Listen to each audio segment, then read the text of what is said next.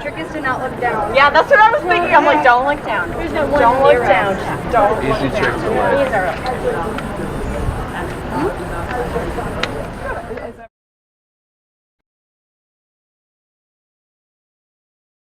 So these good and bad, they together, they holding the snake. They holding the snake. It came from Hindu mythology that they churn the ocean of milk to obtain the elixir of life, immortalities. Push. No, you don't hold. Push like this. Yeah. Push back and forth.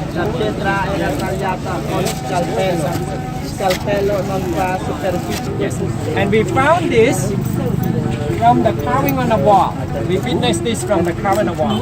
That's how they smooth the snow, how they build up the frame like this. This one, brother. Yes. So this is like,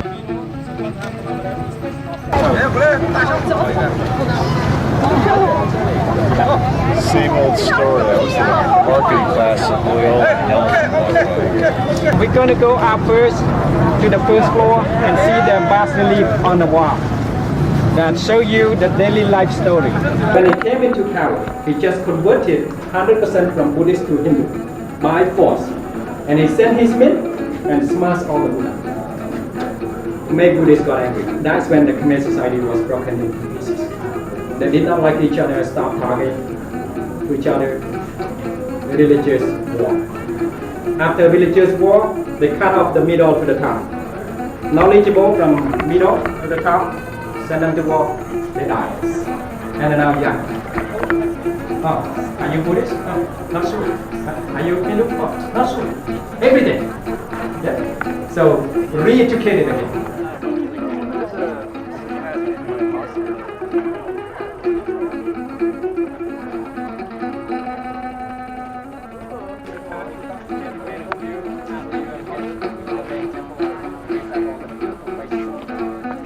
Mostly I was impressed by Angkor Thom just because I was so floored by sort of the fantastical setting that we had been placed into, where the structures and the surrounding area were just so resoundingly ancient that I was sort of breathless, and I've never really experienced anything like that before. Not when I visited the Colosseum or the Forum, not when I visited Venice or any of the cathedrals dotted throughout Germany or Belgium or anything like that. Completely different experience to what we're used to day to day back in the United States. The temples themselves, they were moving, they were stunning, they were historic, they were crumbling, but they had this kind of energy to them, and it was great to take the time to just take it all in and remember where you are and what is going on around you.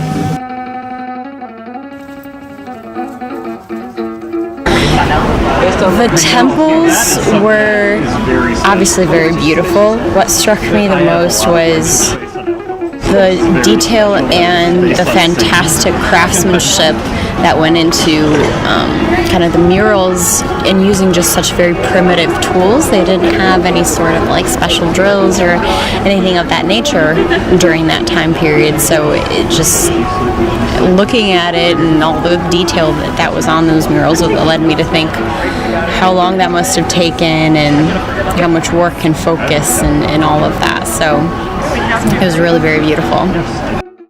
So yeah, there's a lot of opportunity if you're an entrepreneur, for sure. You know, someone came and built a Mexican restaurant, and now there's two, and they're always busy.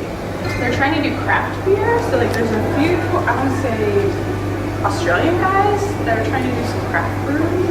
There's one guy from Beirut, he has a place called Hummus, and it's packed all the time. Yeah, they're living the dream. That's why some people don't make it.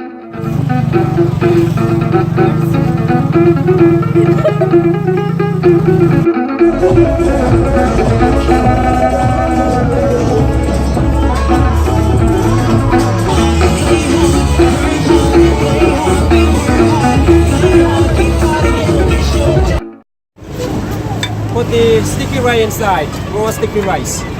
Put some water, salt, coconut milk, black bean together to get flavor. And after that, they use a rice straw to block, and then roasting.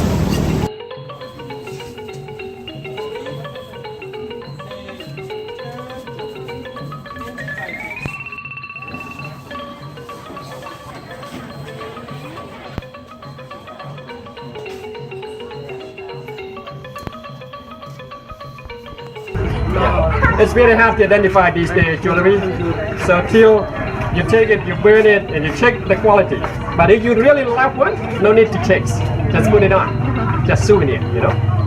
Otherwise, it would make you very upset. Cosmetics, all over the world. Same logo, brands. Antibiotic is very expensive. So they have a middle factories. They take the tree saps, the glue from the trunk of the tree, and they mix with the tree skin and fold up like this and dry it, and they use it like candle.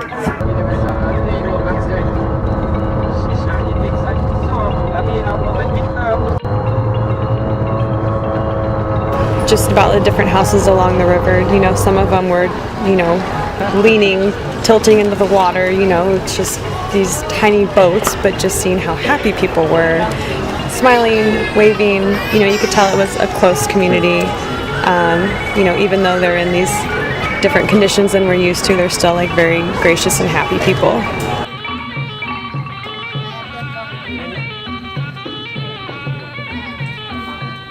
So wet and dry is very different. We now come to the beginning of the dry season.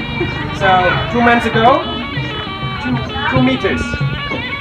Children just die in the water, just swim across the road. And they get around by smaller boats. The people are great. They suffer so much hardship. You know, their genocide is not far away. It's fairly recent.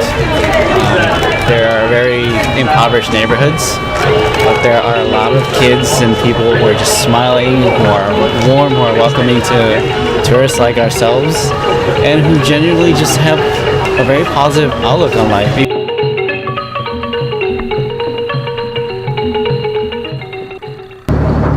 We are in a village that's built around the Great Tonle Sap, the largest freshwater body of water in Southeast Asia. And you can see these homes on stilts.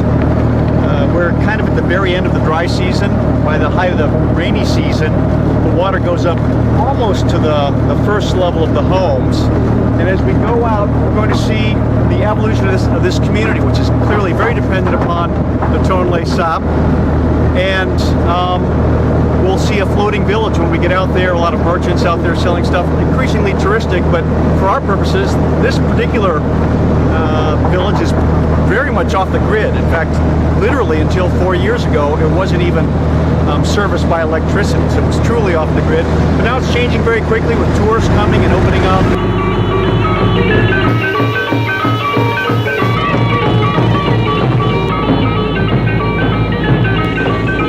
Crocodiles sometimes raise those if they're large enough, which can create some problems when they escape.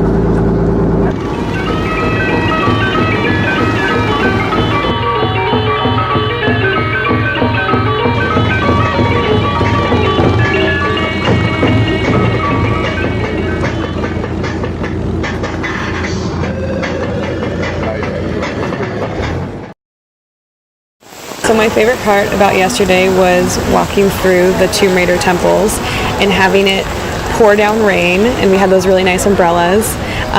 It was pretty magical, just with all the trees growing out of the temples, seeing 500-year-old trees, and then the rain stopped and this really gorgeous rainbow popped out.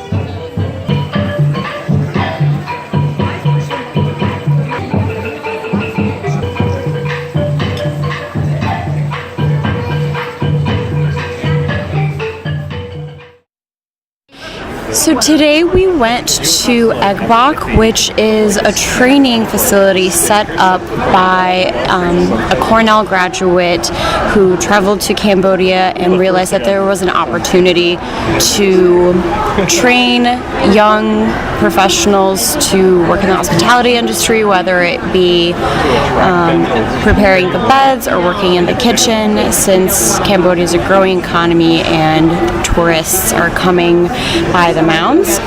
In 2012, when we moved to this learning center, it was the first year where we started also our own training program, what we call the training and internship program, and what you see at Egbok nowadays. Bring in these children and they teach them everything from like basic hygiene, they teach them English, they teach them housekeeping, food and beverage, and it really gives them an opportunity to maintain a livable wage and get good jobs. We went to an artisan factory where workers and craftswomen were creating Buddha statues and other sorts of figurines out of various different materials such as sandstone and clay and wood. And we saw the process from end to end and then got to visit the shop at the end to see all of their beautiful workmanship. So after Egbok, we went to the Buddhist monastery and one of the killing fields from the Khmer Rouge, or the Cambodian genocide. Hearing Boon Tin's story was very interesting, just to have someone tell us, firsthand account of what actually went on not that long ago either. It was almost hard to listen to, and then just the fact that that's what he lived through was just shocking, and we're really lucky that we got to hear that.